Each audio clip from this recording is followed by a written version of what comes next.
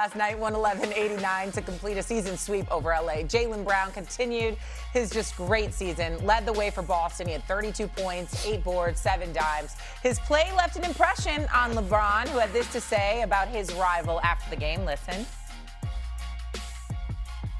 Justice AD is playing great basketball, man, and you can't fault this. This whole MVP thing. I don't understand why his name is not getting talked about some as well. Like, nobody gave them a shot to start the season. And he's having, 30? Yeah, just under. Yeah, just under 30? Yeah, it's a popularity contest sometimes, I tell you. You feel like he could be MVP? Last question. That's not for me. I'm going to be honest, I don't know the criteria of MVP anymore. I kind of stopped giving a damn about it a long time ago. I got my own personal issues about it, so yeah, these guys will tell you why.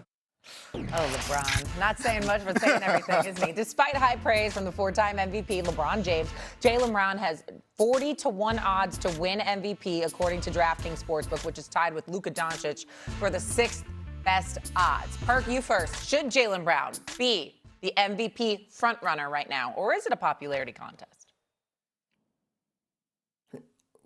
A popularity contest. What is?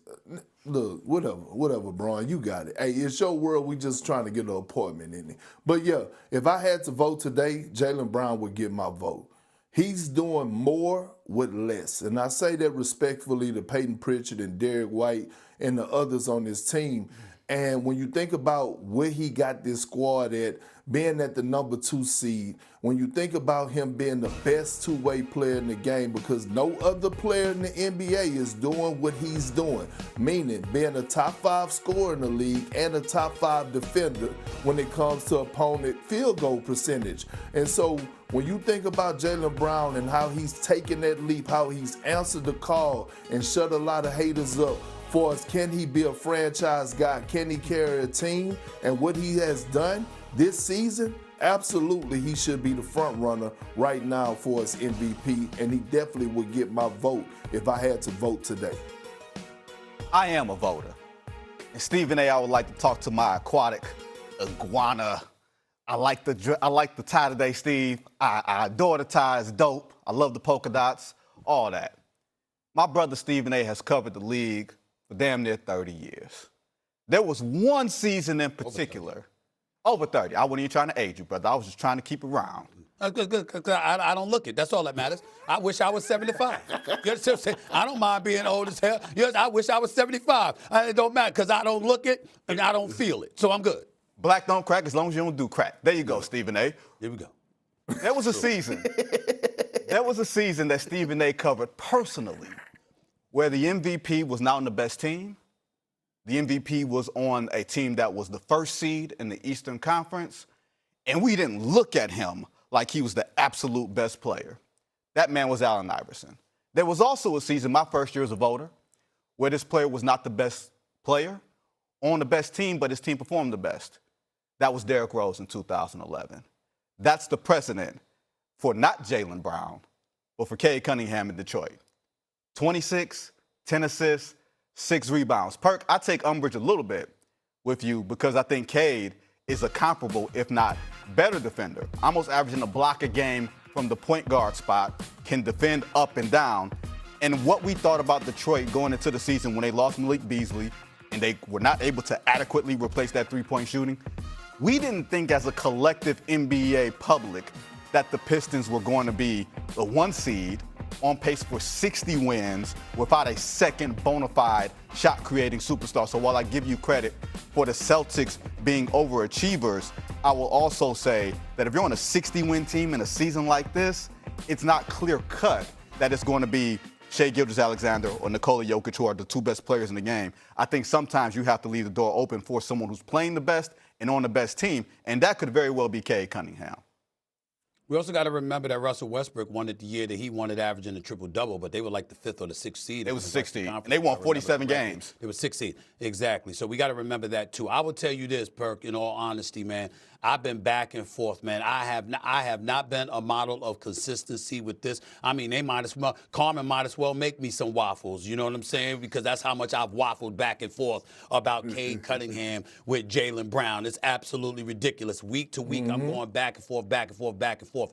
Because even though Jaylen's averaging nearly 30 a game, Cade is at over 25 a game, but he's doubling Jaylen Brown up in assists, and Detroit's the #1 seed in the Eastern Conference. Not to mention Cade and Detroit have beaten Boston 3 of the 4 times they faced them this year.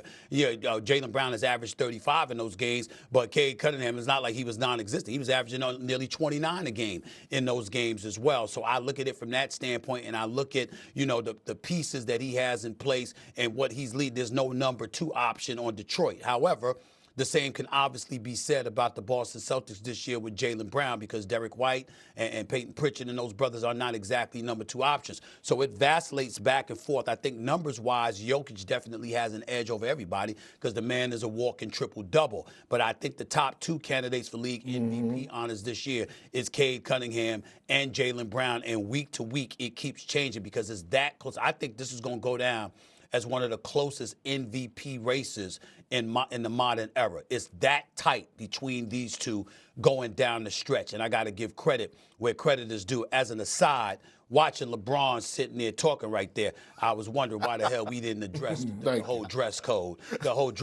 thing that Pat Riley, you know what I'm saying? Pat Riley talked about he want the coaches in suits.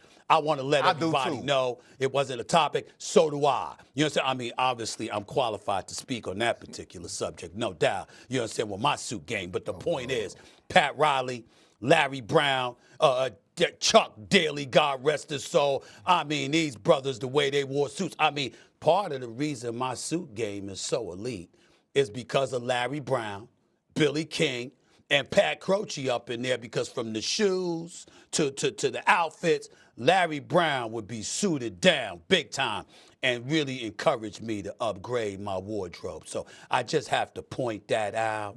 I just think it's a very, very important. And Perk, you should be taking notes, my brother. You should be taking notes, because even though you look good, because you are looking good. You are looking good, Big Perk. I must tell you, I want to see your range. I mean, you rock that outfit and you look good in it, and but it's the same stuff every day. When we gonna see Perk suited down with the tie really stepping out? I'm waiting to see that range. Well, okay, so it's 2 things. 1, who made you the fashion police? And then 2, I've been the fashion police. I've been the fashion police for years. I came to the conclusion that you the type of individual. I have a friend that's like you. His name is Rajon Rondo. When he used to dress, he thought he was the flyest guy on the team. And we always used to tell Rondo, "Look at you. You're watching yourself walk. That's you." Okay, so let me go back to the topic, though. Let me go. Let me go back to the topic. What is happening? Right now, I have Jaylen Brown as the MVP. I will say this: he do have to make sure that the Celtics keep that number 2 spot in order for him to get my vote at the end of the season. Cade is number 2 on my ballot, but I'm glad, Stephen A., that you brought up the Russell Westbrook part of the year that he won MVP, because I believe that year James Harden had the best record. The Houston Rockets had the best record in the West, I believe, and he was on the top 2 seed, and he was averaging 36 points a game. The reason that Russ won it, not only did he average a triple-double, but because it was the year after KD left. So when I think about this situation, it's similar because it's Jason Tatum being out, and people had a whole lot of questions. Think about this offseason, y'all, real quick. This offseason, we were asking, hey, is the Celtics going to move on for Jaylen Brown, or are they going to make a trade? They was blowing everything up, and Jaylen Brown like, hold on, everybody keep a cool booty now. I'm worth every bit of this $300+ million. I'm going to show y'all. That's where I was going. Again. That's where I was going. That's where I was going. When other people would talk about moving on from him, I was like, hell no. You paid him $304 million. You understand what I'm saying? That's number one option money. Let him show us that he's the number one option, which I believed he could do, and he's done it. And he's a top 2 league MVP and candidate. And last but not least, Shay, bringing up, speaking to Perk's point, when they had me on camera, and people would talk about I walked into the arena. I've had to correct people on this many times. They say when I that dress and ABC would put the camera on me or ESPN would put the camera on me doing the walk from the loading dock area and stuff like that, because that's where I rolled in. People would say he walking in like he one of the players. And I said, no, totally false. I'm not on their level. I'm walking in like I'm the best dressed dude in the arena. That's what I was walking in like. I said the players needed to take notes. And now here we are. Now here we are this year. And I'm still telling the players they need to take notes. All that damn money LeBron and them making. You can't dress better than that? I'm so happy Pat Riley brought that up. He got a statue outside of the state arena, and he letting everybody know there should be a dress code, at least for the coaches. You damn right, all this money y'all get made. Dressing like y'all shopping at Target or something. They need to get it together. They need to upgrade their wardrobe. Yes, they do. Yes, they do. I was going to react to the Jaylen Brown, Cade Cunningham thing, but now I got to take Perk's line. What was it, Perk? You watch yourself walk? Was that the line? Watch yourself walk. He definitely watching himself walk. Yeah. That's the line. I'm not really doing it, but I know I'm being watched. And I should be watched because I dress like that. So, Essay, you told me on Friday you were looking forward to college hoops this week.